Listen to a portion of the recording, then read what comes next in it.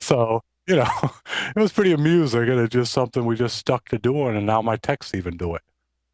Have you ever played along with it to be like, seriously, this is what we have to do right now? After you roll them. Uh, I did every now and then. I think the biggest one was I had an employee working for me, a young female, and she actually thought they were legitimate, like they actually helped techs. Because she says to me, "Hey, That's someone called today about those tech dice." I said, "Do you mean PC dice?" She goes, "Yeah." And I said, "Okay." She goes, "Well, I tried explaining how when you roll them, they'll help you solve the problem." And I'm looking at her thinking, either you're this stupid or you're just screwing with me. And after 5 minutes, I realized she was that stupid. She just didn't get it. So I rode that for about a week. Didn't even let her know. yeah, that's funny. Yeah, I, about I a week later, I I wonder if it told her. would be different if it was a laptop or a desktop, if the magnetism that pulls them towards the monitor, which makes them roll the correct diagnosis, would be Yeah, different. that would have blown her mind if I would have thrown that one out there. Know what to do with that one. But yeah, I mean, it turned off, like I said, it was a neat little thing to do, and turned into a pretty good product for me. Where can people find those at? PCdice.com. How much are they? Do you know? Do you remember offhand? Maybe 19, but I know you get a discount through the association and probably everywhere else. Cool. Um, Other things that, well, no, let's go ahead and talk about, you're also a writer. Would you like to speak about Correct. that? Yeah. Put out a book maybe 3 years ago or something. Don't remember the exact date. Computer repair business lessons learned. Wanted to cover, basically from the startup, opening a business to once you get it going, everything from, if you're getting a shop, if you're doing a storefront, business license material, advertising material, pretty much tries to run the gauntlet on everything you would need. And then about a year ago, updated it, especially the marketing part, because a lot's changed in marketing, especially with social media. So beefed up the content on those chapters and some other things because when I wrote it originally, we were actually working out of my house. And since then, moved to a storefront years ago. So updated the book with more material, regarding making the move. Also things you need to look for if you're going to do a storefront route. So Hmm. I think it's about maybe 120, 150 pages, something like that. It's a pretty easy read, but a lot of people, whether they're new or they've been in business 10 years, have emailed me saying it's helped them, things they didn't think about. So it's worked out pretty good. Plus they get access to a documents area and we put on there, examples of proposals we've done, contracts we have, whether it's networking, maintenance, network assessments, website uh, contracts, everything we use or have used, marketing letters, it's all available on the site and people can download it, edit them, put their information on and use them as they want. Wow, that sounds like you know what? I haven't ordered the book. I'm gonna have to order that because I could use all that stuff because I'm just like, as you know, I'm opening up a storefront and Right. within this month, and I think, man, that would really be helpful because there's a lot of things.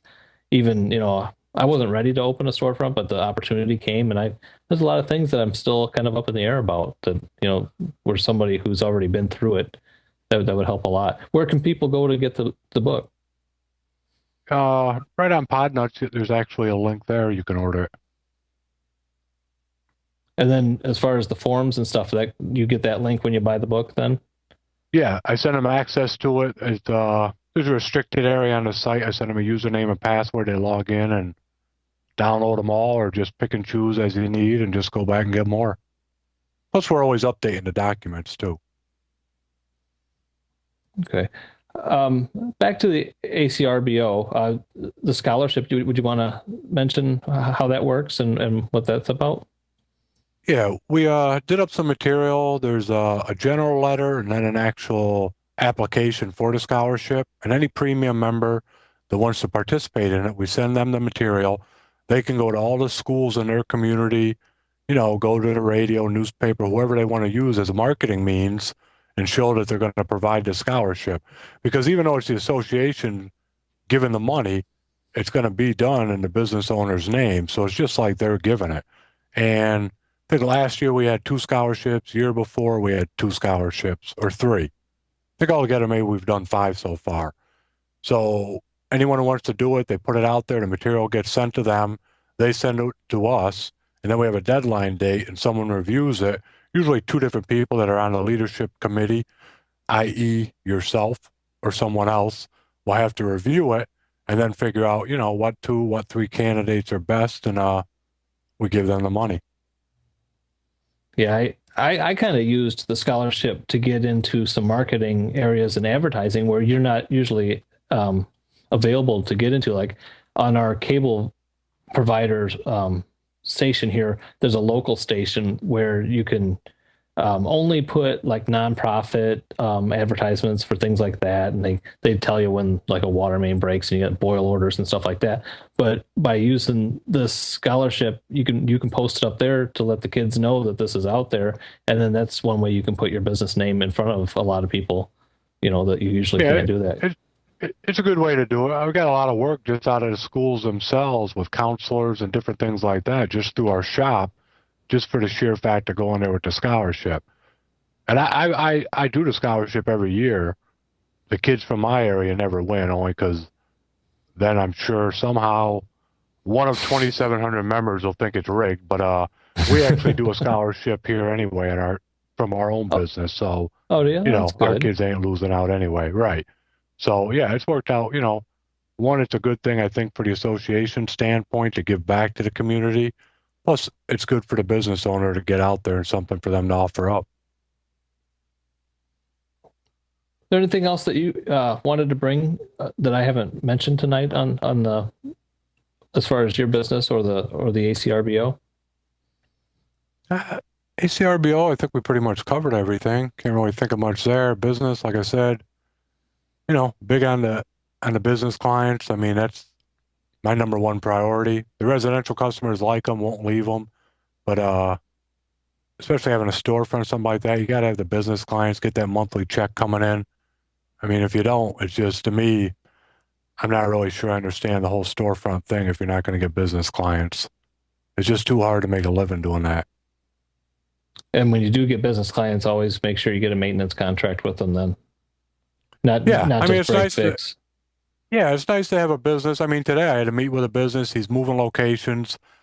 I've done work for the guy probably 4 years now. He won't sign a business contract. He's just not going to do it, which, Hmm. in the long run, it'd benefit him because every month he's paying me hundreds of dollars for problems. So now he wants to move his office. We're going to move him. You're going to have that type of person that just won't do certain things. But in the long run, usually if you spell it out, if you go in there with the right materials, they see a value in it and they'll sign on for it. And, we've had business clients for 3, 4 years. We've only lost one business client and they went out of business. So he was a home builder. So, obviously it wasn't any fault of ours, but, if he was still in business, we'd still be doing work for him too. Do you think that they're saving money with the contract? Yes and no. Some people say yes, some people say no. Some people think blocked hours are better to do, which I don't like blocked hours. We do the set fee. And you know, they get their use out of it because the ones that we have a set fee, even though I can charge them a reduced rate anytime they call outside of what's on the contract. 5 out of 10 times, if they call me, like today, a guy called and he called a shop, he had a problem with Adobe. My guy had to remote into it. 10 minutes later, it was fixed. In theory, I could charge for those 10 minutes, but I'm not gonna. But you're gonna find sooner or later you're gonna charge for things like that. But typically the businesses will take advantage of the contract and they'll know, that someone's there to support them. And I think the biggest thing, a lot of them, especially some of ours do government contract work, things like that. I think it's the whole peace of mind issue with them knowing someone's monitoring their network and be proactive about it. Vice, something happens and they're out of work for a couple of days.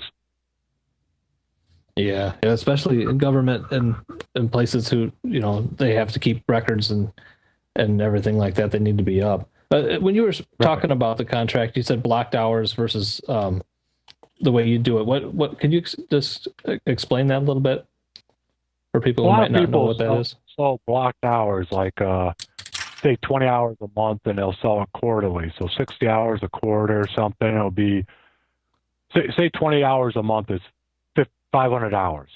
So that company can use 20 hours. If they don't use it, a lot of the contracts, these guys will roll the hours over in the next month and things like that. To me, then you have to keep track of how many hours they use, how many they didn't use, which is, depending on what program you're using out there, there's programs you can do that. To me, I'd rather sit down with the guy and say, look, $750 a month you pay. I do this, this, and this for you. Anything above and beyond this, I'm going to charge you a reduced rate, and that's the way we're going to work it. And I've never had anyone say no to it. And to me, it's just much easier, I think. And, from a business owner perspective, I think it's easier to maintain. And I'm not really sure if you can make more money doing blocked hours or if you make more money doing it my way. I think either way, it's going to balance itself out. It just seems like an easier thing to do, not doing the blocked hours.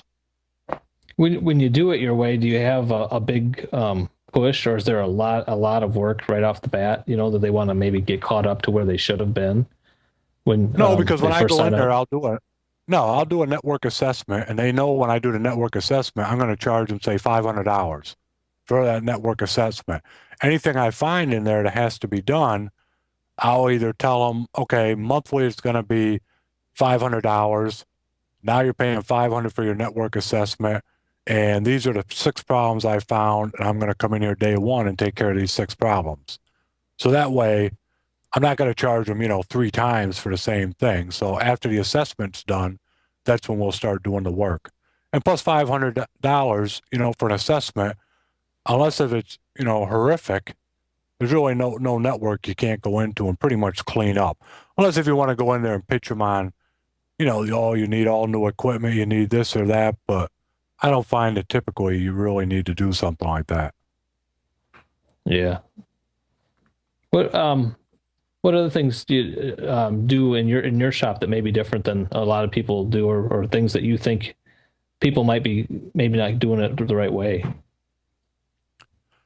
Well, I mean, tech-wise, working on machines, I think most people have their own way of doing things. Everyone, ultimately gets to the same thing. But I think the big thing is customer service, following up with your customer, calling them a couple days after the job, sending out the newsletters. I mean, I'm big on the customer service, and I follow up continually, even though I don't go into the shop every day. We use PC Repair Tracker. I know what jobs we did. I have no problem sitting down at night calling customers we did things for, or if it's business clients, reaching out to them saying, "Hey, I heard you called the shop today," because that's my big thing. I just can't tolerate, and no one can, especially if you have employees, have a problem where a customer is not happy about something, because it's just entirely too easy, depending on how big where you live, for that word to get out, and not only are you going to lose that customer, you're going to lose a whole bunch of other customers. So that's really the biggie with me is the whole customer service aspect of it. Because anyone, I've said in the past, I'll hire a tech that knows nothing or little or nothing, and I can teach that person. But the customer service thing is one that it's really hard to teach unless if you have the right people. I mean, I hired a kid out of Votech school, went to Votech school almost 2 years. And I mean, I don't even know if he could spell computer. So what he did for 2 years, I have no idea. But Huh. he's good at research. He'll look up anything on Google. He usually finds the answer, but customers love the kid. So every time anyone deals with him, all they do is tell me how good he is, or they'll call me or even email me and say what a great guy he is. So to me, that outweighs, his lack of some technical skills he has, which are picking up daily. It's just, you're not going to get that type of experience unless if you sit there and do it. Yeah, the personality is there though, and yeah, anybody can learn this stuff if they get the chance. I think too. You're right. Yeah, the tech wise, like I said, customer service, but tech wise, you gotta get go-getters that wanna, he gets on some of the forums like I do, and one of the new tools we started using, which I know other people have used forever, is that D7, which foolishit.com is the guy's site, I believe. It's a monster program. It does everything. And I've read about it. I don't know if I read it on Podnutz, but I know I read about the guy on Tech. I've probably been reading this thread for a year about all these updates and all these things it does. I just never got around to even messing with it. Well, my guy at the